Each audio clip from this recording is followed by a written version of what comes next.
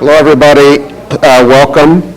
As most of you know, I'm Steve Cullen. I'm the dean here at Columbia, and it's my privilege to introduce the first of this year's two Hearst digital media lectures. This is an institution that was created a few years ago by the Hearst Foundation, and we're very grateful to them. That's the charitable arm of the large Hearst media company that owns and operates newspapers and magazines and television, and these days I think has a piece of Vice and lots of interesting properties. They're great partners of the school, and this is one of the great institutions they've helped us to build. And in the form of the way we've done this, we've been able to invite a really significant leader in digital media to take up this residency and purposefully give us a couple of talks over the course of the year and engage with students in other ways. And we've been very fortunate with the folks who have agreed to do this. We had last year, or the year before, Mario Garcia, who's now teaching, and many of you have gotten to know him, or some of you will be engaged in his workshop in the spring. As well as Amanda Cox of the New York Times and Krishna Bharat, who created Google News.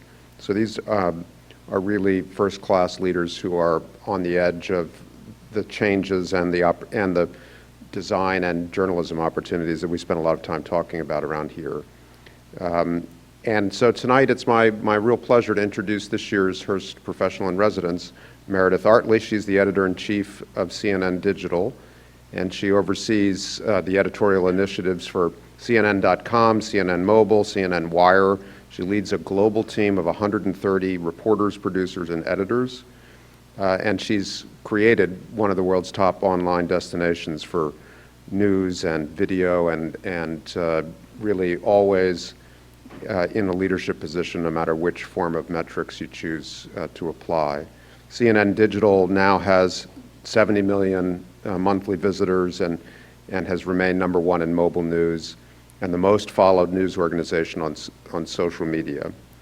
And this has all evolved very rapidly over what in digital media leadership is a fairly long tenure. She started at CNN in 2009, so that's a good run in a position like this, and she's been able to sustain and create a lot of success. I think this is a space in media leadership where you don't see people always stay around and adapt the successes they create early on. And I think Meredith is an example of someone who has really walked it over a long period of time and delivered through a period of great change from desktop to mobile just in those 6 years. Has been half a revolution at least.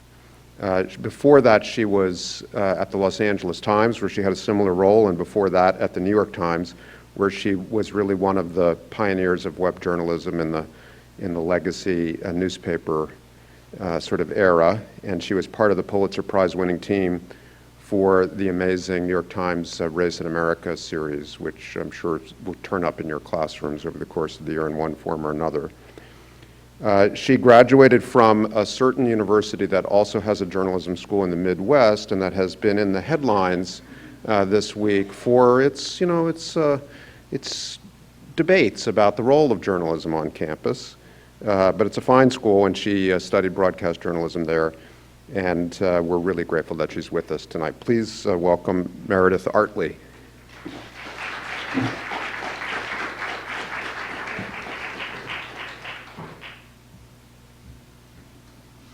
Thank you, Dean Cole. Thanks all of you for being here.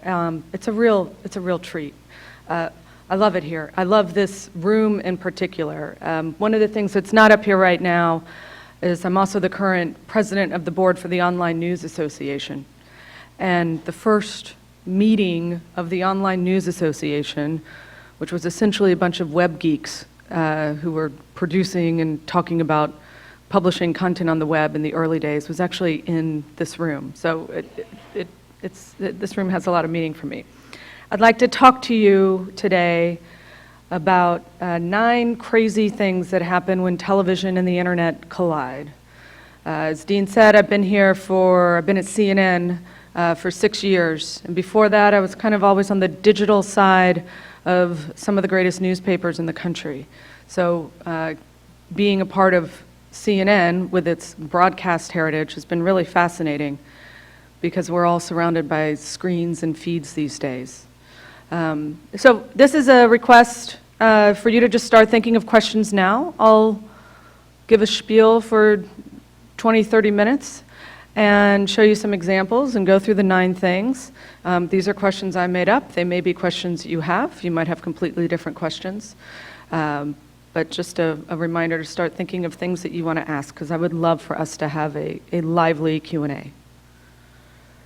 Dean covered a lot of this. CNN Digital is a global portfolio of big digital brands across mobile, social, desktop, off-platform. We'll talk about that a little bit. There's a lot of things we're doing on Apple News and Apple Watch and Facebook and Snapchat and Instagram. So there's things that we do on our sites, whether it's CNN.com, CNNI.com, or CNNmoney.com.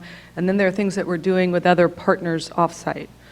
It's about 250 plus journalists around the world. I've got a big team here. I'm based in Atlanta. There's a big team in Atlanta.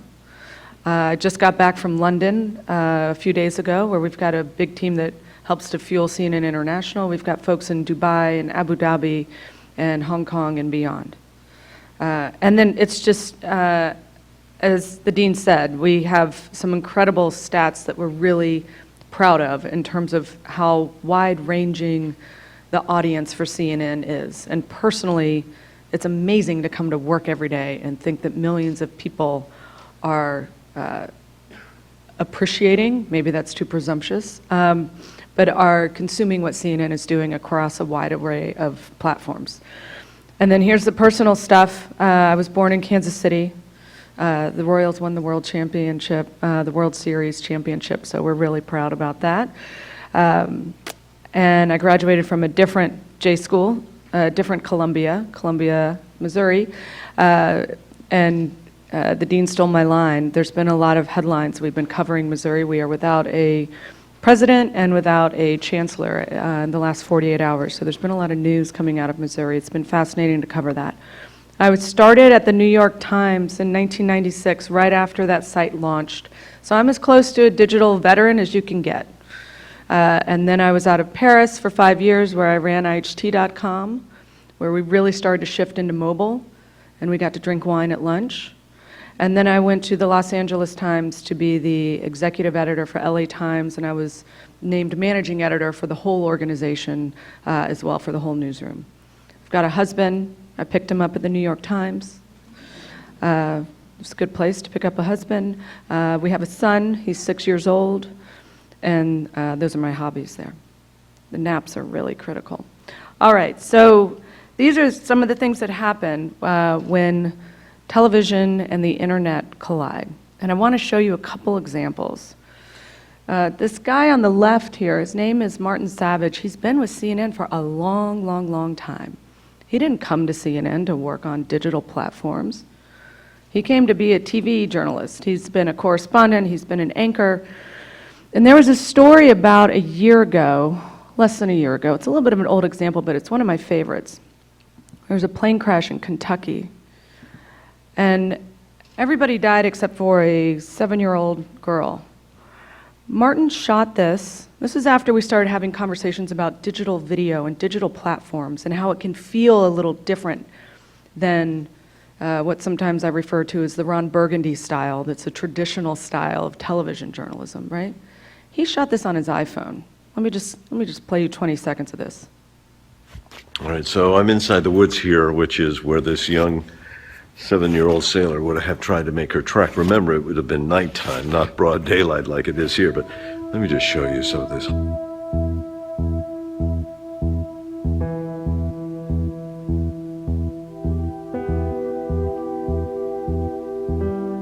Okay, there's no trail.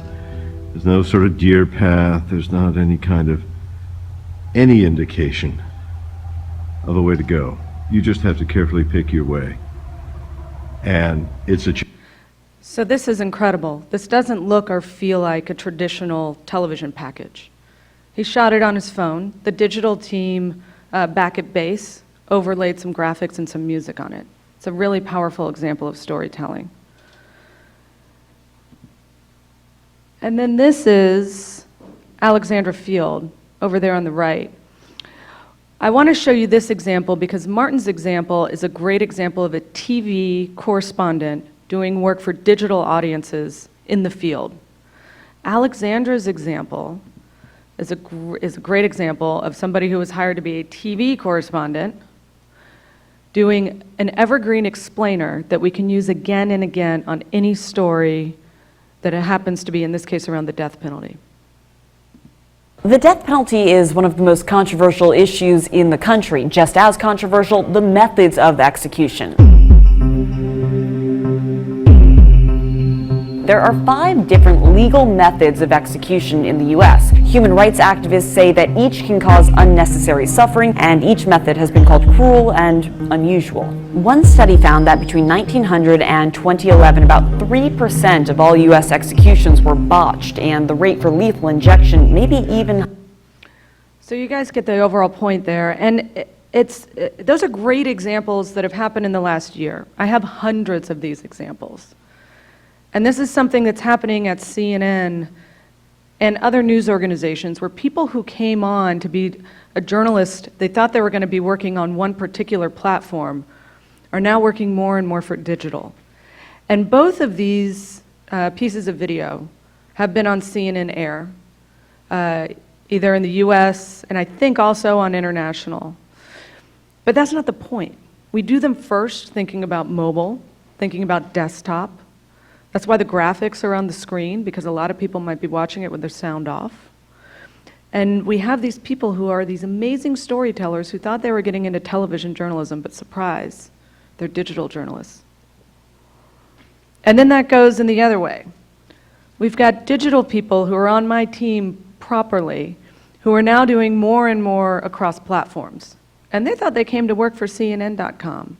They thought they were coming to work for a desktop site that maybe had a little mobile thing on the side.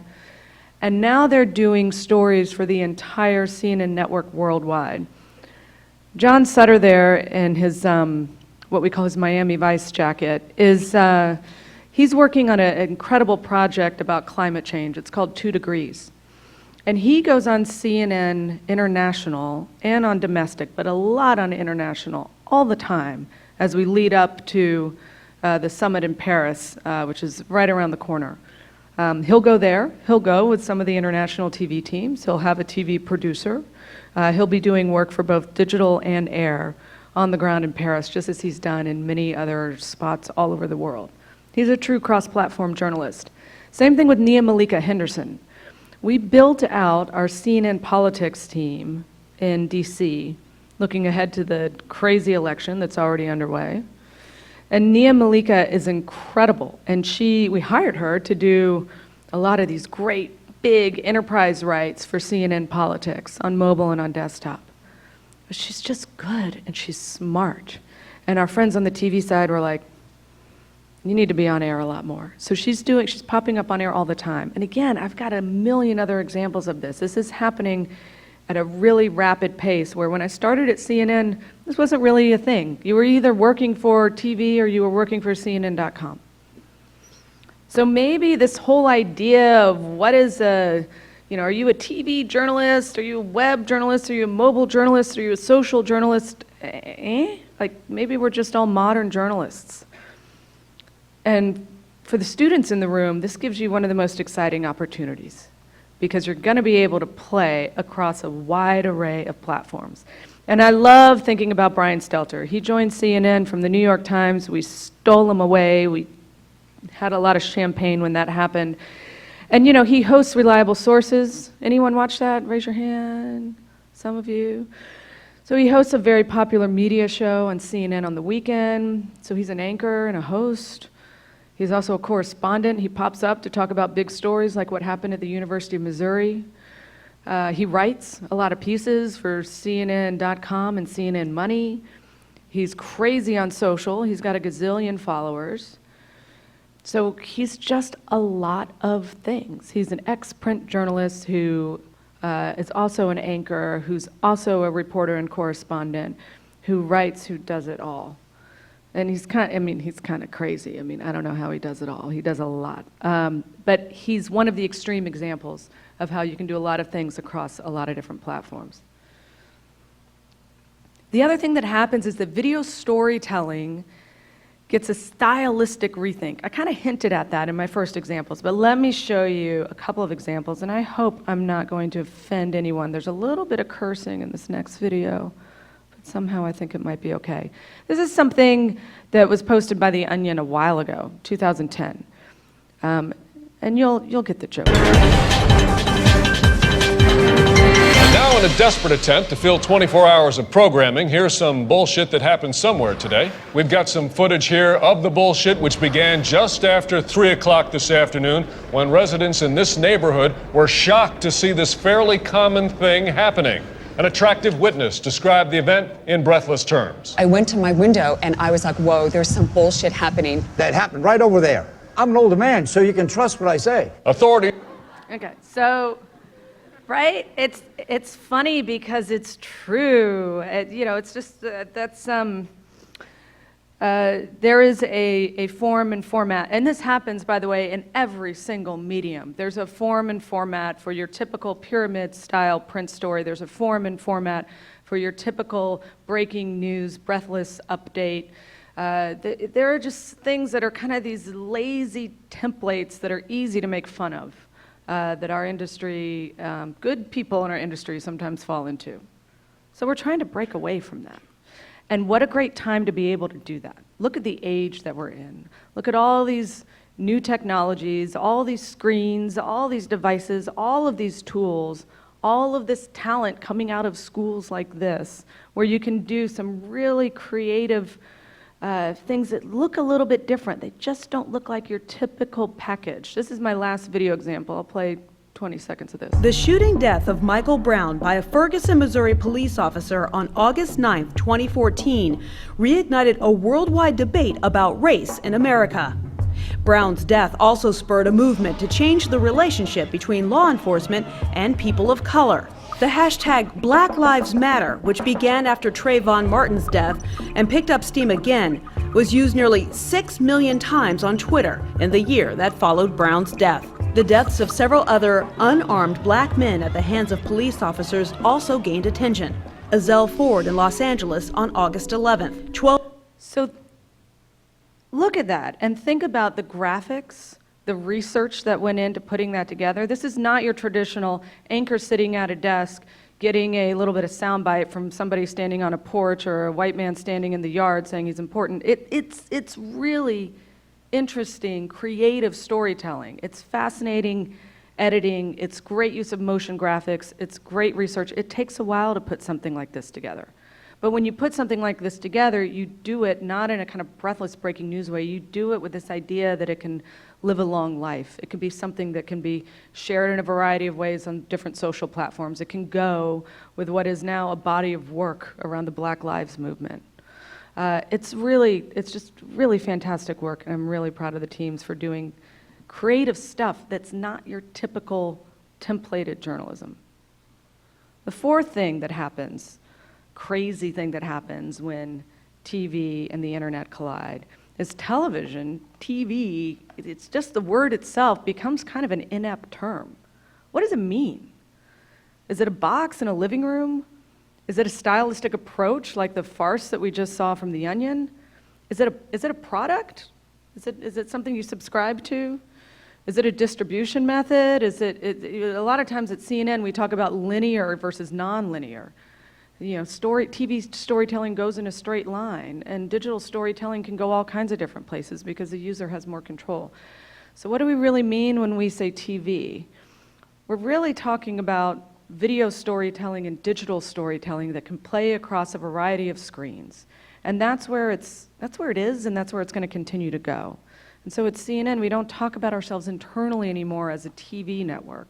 Every now and then someone will say that, and we'll say, yeah, we do that, but we're really a cross-platform global news organization, not a TV organization. You can't say that if you're getting 15 million people a day coming to your digital properties.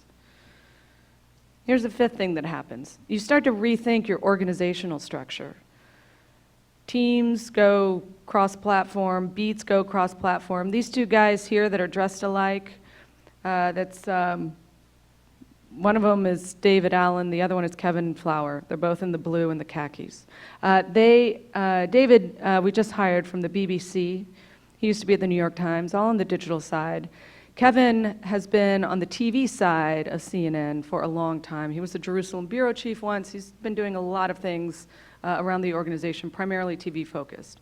We said, listen, we're going to take you guys and we're going to create this amazing team around the topic of health and wellness, working with Sanjay Gupta and Elizabeth Cohen and the whole group. And so now we formed this new team. And a year ago, we wouldn't have even thought to have done that. The other thing that happens, and I love this story, this is an example, what I want you to look at is the byline there. I love it. It's a lot of names you may or may not know.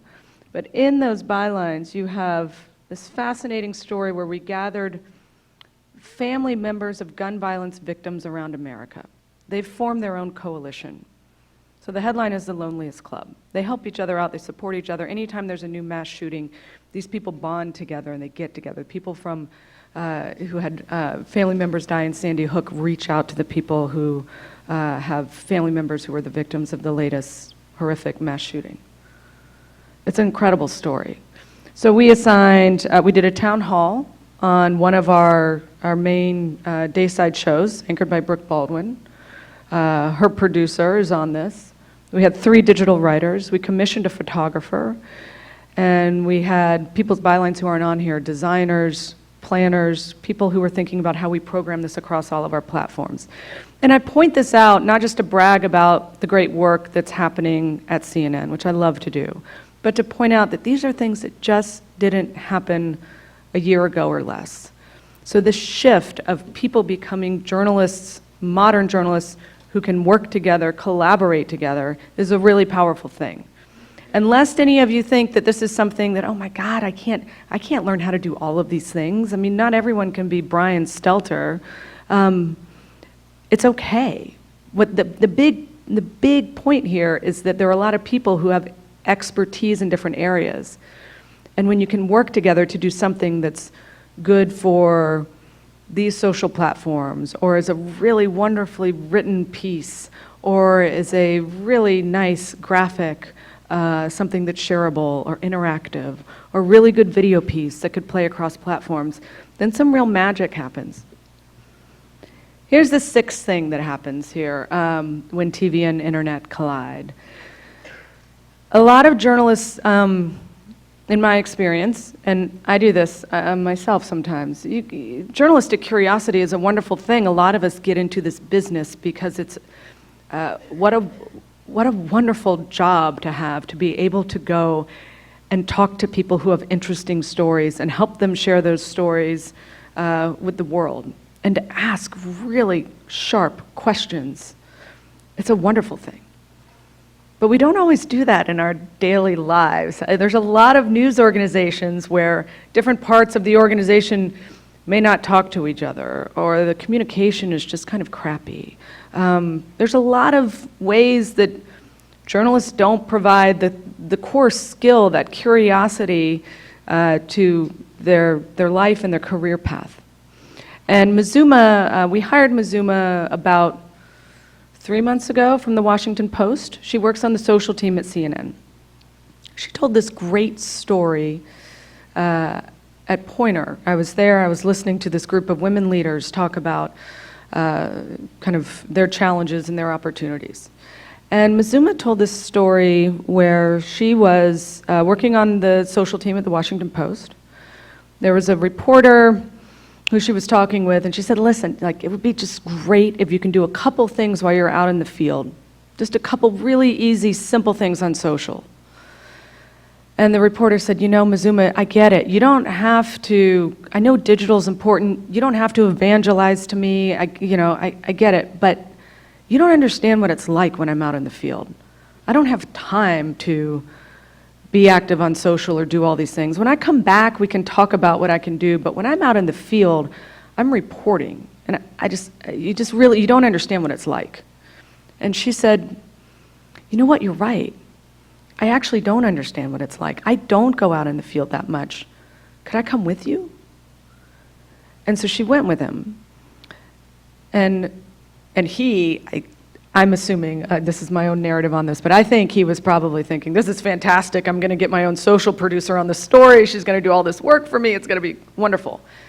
And I think she did some of that, but along the way, she found those little moments that we all have when we're reporting, or frankly, when we're going about our daily lives, where there's just a little moment, a little interesting anecdote that you might want to share. Something that you might want to do to tell audiences, I'm working on this story, does anyone have any thoughts or feedback or questions? Little things that you could do just to start to involve audiences and get the word out about a piece of work that you're really interested in. And so she made a convert, and I love this story because she could have said, oh, those old curmudgeon print people, they don't get it. But she said, you're right, I don't understand, can you help me understand? And she used her journalistic curiosity. The seventh thing that happens is that the act of planning and collaboration, no matter if it's an organization as big as CNN that has thousands of journalists around the world, or if it's as small as a 10-person startup, this becomes a key priority. And it's a job and a skill set in its own right.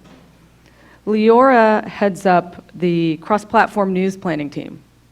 Didn't exist a year ago. She was doing something different.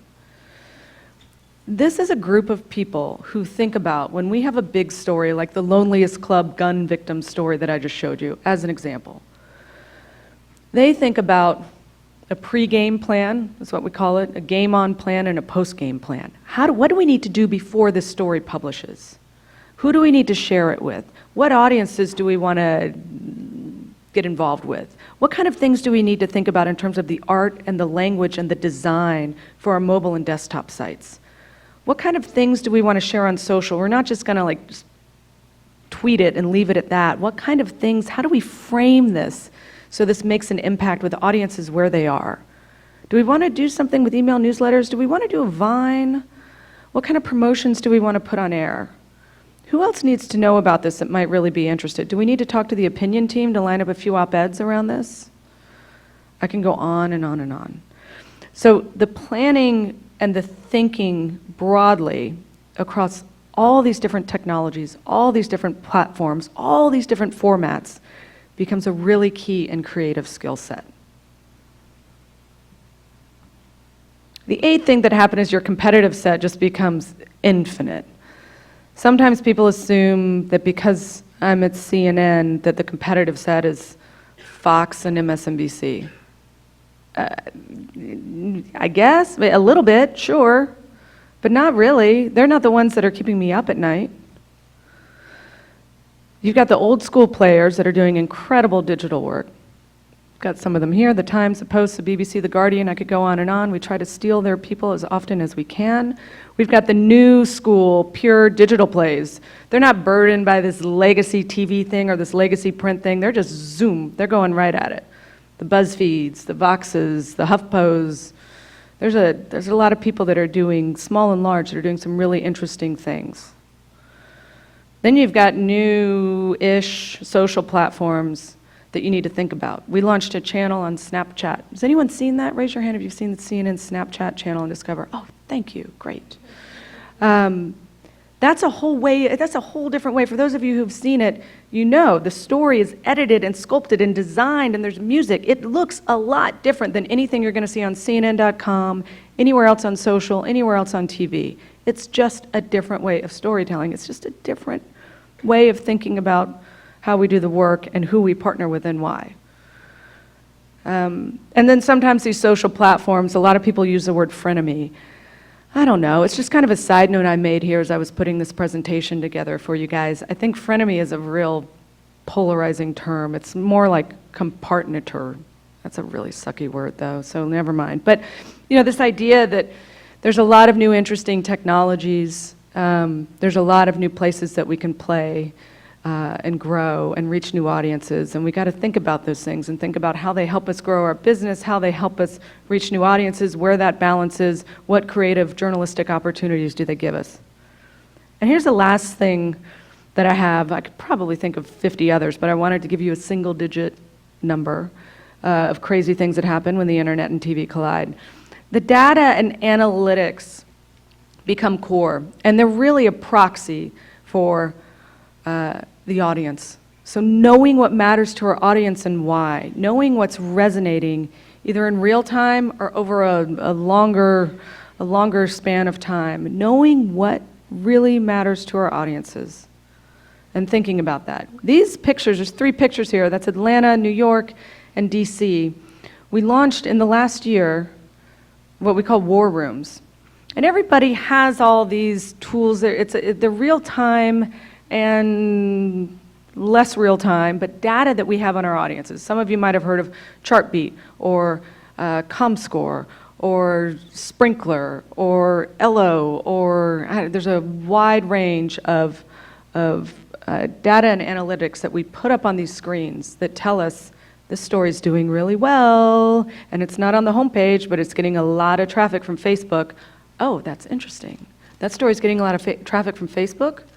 Well, should we jump in and have a conversation with those audiences? Should we ask the author of the story maybe to do a Facebook Q&A sometime tomorrow to continue the conversation and do follow-ups? That's going to where the audiences are, and that's taking advantage of knowing where they are and reacting to that, as opposed to saying, I've got a great story, I'm going to publish it on the homepage and walk away and be done. Right? So these war rooms are ways that we can have open in our big newsrooms. These are just 3 of our biggest newsrooms in the US, but in Atlanta, in New York, and in DC, you'll walk in and you'll see this wall of screens. And a lot of our teams have this data on their own machines right in front of them. But what's interesting about this is out there for any and all to see. So the president of CNN worldwide, Jeff Zucker, will walk by, he did this last week when he was in Atlanta. I'm sure he's already done it 8 times today in New York. We'll walk by and just stare at the war room. We'll stare at the wall and say, oh, that's interesting. Did we do that story for TV yet? Oh, have you guys done anything more with that? The conversations just start to happen. So all the way from the top to, an intern working on Anderson Cooper's show will walk by and say, oh, that's really interesting. And we start to have these open discussions about data and what our audiences are interested in. And that's really powerful stuff. CNN has we've got 583 news meetings a day, approximately. I'm joking, but maybe not. We start off the day with 2 news meetings on the East Coast day. The digital team meets at 8 a.m., and we start by talking about what worked well yesterday. Let's take a quick look at yesterday. What were the top stories, the top videos? What's trending right now on social? Are there some stories that we just don't know about yet that we need to think about? We talk about what does London know from the overnight that's working really well on CNN International? What are some stories that are really important and they're not doing as well as we want them to? Let's give some special attention to those stories. And so we start that conversation. That's our first news meeting of the day. And then we go straight into the 9 a.m. CNN worldwide cross-platform big network news meeting. And they start with digital. And usually, I'll lead it off tomorrow morning. I start by telling the whole organization, here's what's working really well on digital platforms this morning. People are really interested in this particular angle on what's going to happen with the debates tonight. People are really interested in this particular angle on the University of Missouri story. People are really interested in this story, less so this story on the Russia jet crash. And by the way, we love this one story. It's not doing well, but we're going to keep on giving it big play, look for new art, look for new treatment, and try to give that a big push. And that helps inform decisions that we make across the entire network. And that's just a really exciting thing. So we're seeing the teams merge, the competencies merge, the job opportunities continue to grow and shift, and we're seeing the adjectives fall off of the term journalist, because we're all just journalists working in a variety of mediums and a variety of platforms, and it's really exciting. So that's it. Those are my 9 things. Thanks. Okay, so you guys all have thoughtful questions that you have been thinking of. Hi. Yeah. Hello. My name is Devansh, and I'm a student here. And thanks a lot for coming. I had a question. So, like, the internet was initially designed only as a means of communicating with one another. Right now, it's also being used as a library of certain sorts. You know, like you're trying to produce those videos on Black Lives Matter and the death penalty, which are like, you know, which are evergreen in a certain sense. But you know, but the internet has such high content being produced all the time. So how do you make sure that these videos always turn up and they don't just get buried, you know? Yeah. How do we make sure the videos are seen since there's so Like, much content? I mean, even 1 or 2, like those videos are supposed to be evergreen. So even 2 or 3 years down the line, how do you make sure that those videos will still be found and they won't have disappeared like disappeared? It's one of the biggest challenges we have. There's so many stories, not just from CNN, but we're all inundated, right? I mean, you kind of feel like you can never really be caught up. So we are talking constantly, and this is where the data and the analytics come in hand. This is where the planning and communication comes in hand. So if we're going to invest some time and energy to do a video on the death penalty, I guarantee you, I don't know which instance that was assigned off of, but that was pegged to an execution or a decision pending on an execution. So we intentionally said we need to make something that's evergreen so we can use it again and again, because if we're going to put time and resources into doing something that creative, it can't just be there for 1 day or 1 hour and be gone. But you know, there's a lot of different tools and technologies that we're still playing with to make sure that we get material that's just great journalism, great storytelling to audiences where they are, instead of saying, let's just throw it all up on a website and hope that people find it. It's pretty imperfect, but it's getting better. Thank you for your question. Yeah. I just had one quick another question. Sure. So in India, in CNN India, there was a major controversy recently because CNN didn't run an exit poll which showed that the Modi government was losing. So, you know, yeah, so then there was a major controversy among some channels saying that they didn't show this poll because, you know, business interests and all of that. But so I was just wondering if you knew about that and if you had any thoughts about it. You know, I don't know about that particular incident. I don't. I'm sorry to say that I don't. I can tell you that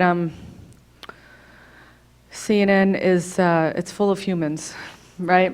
And so, and there's a lot of things that CNN does that people think are great, and a lot of things that CNN does that people think are not great. And a lot of those viewpoints are really merited. And you know, we try to work at that, but there are some things that we slip up on sometimes. I'm not sure if that's what happened there, but I'm sure every one of you can think of something that CNN has done or other news organizations have done that haven't actually been the height of journalistic accuracy and integrity. But that's what we strive for every day. Thank you. Hi. Hey. Thank you for coming. So when it comes to like CNN Espanol or international, what kind of decisions do you have to make when it comes to how you bundle information, since it's, you know, different audiences with different consuming patterns and habits? I love this question. I'm in the Sulzberger program here at Columbia right now. And I don't know if you know about this, but you know, they select media executives every year, and we kind of embed and think about a key challenge that we have. And my challenge is related to your question, which is how do we stop thinking like a broadcast organization that's pushing the news out, that's aligned with kind of these linear networks, and really start thinking about where are the biggest opportunities to attract audiences and to build a business that supports our brand of global independent journalism around the world. We're still a little too tied to, we do this for Espanol TV, therefore we need to do this for Espanol digitally. Or we do this for CNN US, therefore we need to do this digitally. We've made a ton of progress in that, but we're not there all the way. So I digress a little bit, but the best way I can think of to answer your question is to think audience first. And right next to it is story first. What are the stories that need to be told and where, and to whom do they matter and why? And how do we get those stories out to those people on whatever platform we can use? So we've been talking a lot about Latin America, a lot about Espanol, a lot about in language and English language, and the different things that we should be doing to try to take advantage of those audiences, to share what we're doing with those audiences, right? We know that on Espanol, for example, the social sharing, engagement, and referrals that we get on Espanol are absolutely stunning. So that tells us something, right? There's an engaged audience. They want to have a conversation about the stories that we're doing and why, the stories we're not doing and why. So we're having an active conversation about that, and I'm in school here to try to help figure that out. I'll let you know when I have the answer. Thank you. Thanks. I'm curious where you think the medium of audio, be it podcasts, XM, FM, AM, fits into this like new digital ecosystem. Yeah, podcasts are new again, and newsletters are new again, right? We're experimenting with podcasts a little bit. I'll be honest with you, there's a little bit of tension around that in the organization, at least within CNN. I think there's some incredible podcasting that's happening right now. To me, it's having a renaissance. As a digital veteran, it was a thing in the 90s, and then it kind of got a little quiet, and now it's back up. And some of the storytelling, audio storytelling, is absolutely phenomenal. At CNN, we try to do a lot. I've gone through some of those things on a wide array of formats and platforms. And I worry sometimes that we try to do too much. So we might play a little bit with podcasts. We've got a couple of pilots and things that we're reviewing internally. But for my part, I'm urging people to, let's go slowly here. We don't have to excel in every single format in the world, do we? So yeah, that's where I'm at on podcasting, kind of personally, within CNN, and competitively, I think there's a ton of great stuff that's happening out there. So I hope it continues to grow. I just think we got to pick our battles at CNN. What are we going to do and be really good at? Yeah. Thank you for coming to speak with us today. Thank you. I have two questions, and they're related, so I'll just ask them one after the other. In the Martin Savage clip you showed us earlier, how long would it take your in-home team to edit that footage after he sends it to them from the field, and how long, and to publish it online?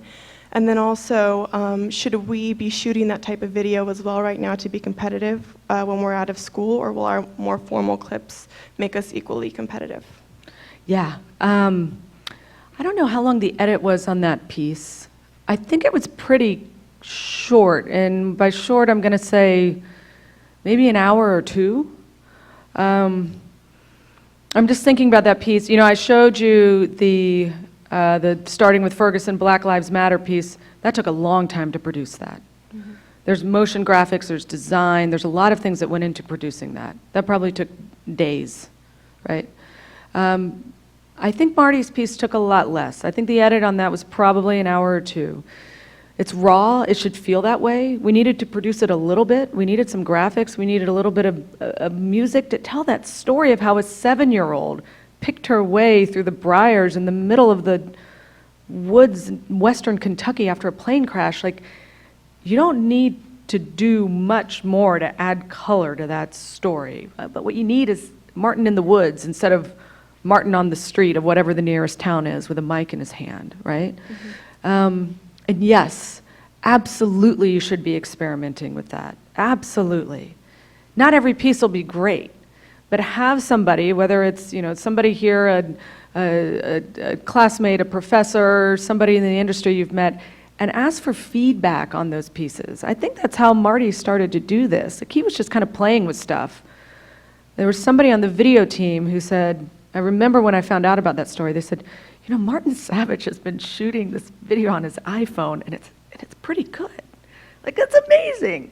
And so he wasn't, there were no expectations that it was going to go immediately to the homepage or to our flagship social accounts or to air. He was just kind of experimenting and playing. And that's that journalistic curiosity and experimentation, instead of saying, I'm going to do a traditional TV package, or I'm going to do an 800 AP style pyramid, right? Thank you. Thank you. Hey, how are you? Hey. So my question is actually building off, what you said about picking battles and also risk taking. How much weight is being given to, experimental efforts that may be a little risky. So, I mean, Great Big Story comes to mind as something that's a pretty big departure from what CNN has been. Is that the CNN we can expect in the future? Yeah, thank you for mentioning Great Big Story. Has anyone else heard of it? Yeah, maybe a couple people. So we did something really crazy that we actually haven't done in the 35-plus year history of CNN recently. We launched a startup within CNN, and it's called Great Big Story. It's within CNN, but it's outside of CNN. They're here. There's a new team. It's a video social app, and mobile-centric. It's amazing. And it just launched last month. And it is video storytelling that is kind of along the lines of the more innovative things that I showed you here, but really not off the news at all. Just something really interesting. Interesting interviews with fascinating people like the guy who does the Kool-Aid voice. Like, it's just creative, interesting, quirky things that are just beautiful, or something about food, or something about travel, or an interesting person.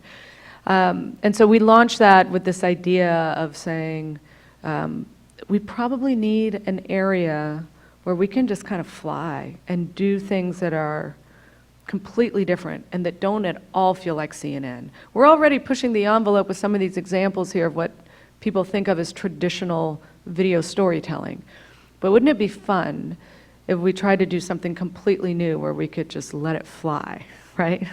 So that's what we've done with Great Big Story, and it's brand new, and it's a separate team. It's separate from CNN Digital.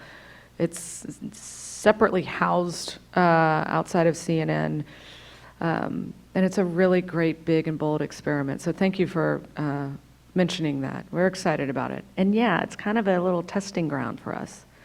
But it's interesting because all of these things, when I started at the New York Times, there's this pull between, lots of great people have written lots of smart essays and books about this, but this pull between how do you let something thrive and grow within a bigger, larger organization, right? Innovator's dilemma, all that stuff. And so when I started out at the New York Times in 1996, the website was completely separate. We were on the opposite side of Times Square from the newspaper. And I'm looking at Amy Reinhardt, who works here now, who was with me as a web producer. And it was just completely separate, And the people at the paper weren't that interested in the web because they weren't sure if it was just kind of like the fax service, if this was going to be a thing or not. And then at some point, this story of integration started to happen. And you know what? Let me just riff for a second on this. I had some stuff in the appendix just in case this came up. But this is my brief history of journalism on the internet. And it's related to your Great Big Story question. Version 1 is what I'm talking about when Amy and I were at the New York Times together. Just put the news online, but not before it gets on the newsstand. This is kind of version 1. This was happening in the mid-90s. It's just do exactly what we're doing, but on the internet, and don't get in our way. And version 2 is this kind of this recognition of, oh right, there's different capabilities. We can play. When I was at the Times, it was like we can play with audio, we can play with video, we can play with some interesting design treatments that we just can't do in print because of the nature of the medium. Version 3 is, wow, we've got a lot of people coming to our site. Well, it's too bad you can't make money off of it, because we're the core business. So, it's just too bad. But it's great. You guys are doing great stuff. And version 4 is, hold on, wait, we're making how much money in digital? Wow. So version 5 is, hey, we're all digital, right? Like, we're all one team. And that's where we're at now. In a lot of places, not all places, but in a lot of these big organizations. We're at this point now where journalists are playing across platform because the audiences are there, the advertisers are there. That really counts, right? We got to support this thing. And it's fun, and there's a lot of creative opportunities. So there's always this kind of really healthy tension about when does something need to be separate to do its own thing and grow, and when does it need to be a part of the larger organization to support it and grow. Thank you for your question. Thank you for listening to my riff. Hi, Meredith. I think many of the students in this room are interested in a career in TV or TV, internet, or whatever. What kinds of skills do you think, I mean, what kind of skills are you looking for? Young people who come to CNN, what do they need to be armed with? What do they need to know? I mean, this is something we've been debating about also in this school. What are the essential skills? What are the qualities that you're looking for among this new generation of journalists who will be doing this kind of multi-platform storytelling? Yes, thank you. Number one, as I talked about in my presentation, was journalistic curiosity. You don't have to know everything. It's almost impossible. Actually, see, I'm so glad I put this appendix stuff in here. This is an unword cloud of sample subject lines pulled from my inbox. Okay, I mean, you know, it's not meant to be readable. It's meant to show that there's a lot you need to pay attention to. You know, Chartbeat is down, is blogging back. What about, you know, VR? What about Apple News? Are we doing instant articles? What's happening with geolocation? What are we doing with podcasting? Our social referral traffic is up or down or da-da-da-da, right? This is the conversation, right? So it might appear daunting because sometimes it kind of is, right? But what really matters is that you have this curiosity. Some of you might have passions about a certain beat or a certain kind of stories that you want to tell. Maybe some of you love the idea and the rush of breaking news and knowing what's happening right now. Maybe some of you really care about what's happening with world population or climate change. Maybe some of you really want to do investigative or big enterprise storytelling. Maybe some of you are photojournalists or video journalists or really want to play with technology and social and interactive graphics and unique uses of data. It's all possible. My advice to you is take a few things that you're passionate about and play. Don't limit yourself to one thing. Sometimes I get a little disappointed when I go around and talk to students in different places, not here, of course. You guys are the best. But sometimes I get a little disappointed when I hear that people just want to be a long-form magazine writer, and that's all they want to do. Okay, like it's okay. Like you can say that you want to do that. But think about what that means to be able to be a big magazine writer, right? Think about the kind of skills you need to develop and think about the ways that you need to get your story out there. It's not just about getting it published in the weekly or monthly or bi-weekly or bi-monthly magazine. It's about different ways that you can think about design. It's about different ways that you can use all the tools that exist on social media and elsewhere to think about what audiences will care about what stories you're working on. If you're doing a magazine story, like, oh, that could be really cool on Snapchat. If you think about that at the beginning, you think about how you might want to edit that.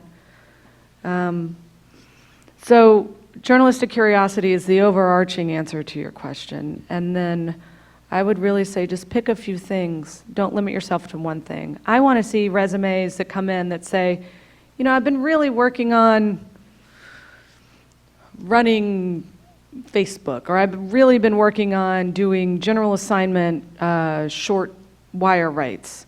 But I've also been playing with these three things. I shot this video on my cell phone that I thought was kind of interesting, and I overlaid some graphics on it. We didn't publish it, but I'm kind of curious about that as a platform. So show that curiosity. There's I showed you a version of the slide earlier, but this column on the right there that you see are different jobs and different skill sets that went into that one example that I showed you. There are people who are really good about seeing the big picture and planning and coordinating. There are people who are elegant writers and thinkers for, you know, headlines and story structurers, and there are people who are fantastic video editors and conceivers. There are people who are great in the field. There are people who really can think through a programming plan of let's put that out in the morning and then put it out in the evening for this audience and create a big plan. I could just go on and on and on. Those are some of the things that you could do. So it might be a fun experiment for any of you asking that question to take a story that you care about, story first, and then think about who that matters to and why. And then think about how you could get creative before you even hop on a single flight or walk out a single door or make a single phone call to start reporting that story. It's an exciting time to be in this business. So play with it. Any other questions? Hi, thank you. So as journalists, it's sort of imperative upon us to distinguish the story between the stories that need to be told and distinguish between the public interest and what is interesting to the public, what needs to be told and what's just sort of sexy or catchy. And as you were saying, increasingly is just a proliferation of platforms on which to do that. Do you think that the digital and Snapchat, all of these, even Twitter as a medium for journalism, do you think that it's not only going to reshape the way that we tell our stories, but also the stories that are told? And if so, is that a good or a bad thing? Yeah, potentially. We talk about this in our news meetings every single day and throughout the newsroom. There was a debate we were having recently about, I think the Google Doodle the other day was about Hedy Lamarr, right? It was her birthday yesterday. Thank you. And so we saw that that was trending. And we were like, okay, it's like people are interested in Hedy Lamarr. It's her birthday. And people are seeing this on Google, and this is kind of a self-perpetuating thing, right? Google has this creative group of people doing Google Doodles every other day, and they're fascinating, and a lot of times they trend. And so we had that conversation of, we're not going to do a story every day on the Google Doodle, right? We're just not. That's not our journalistic mission. Other people can do that, and that's fine.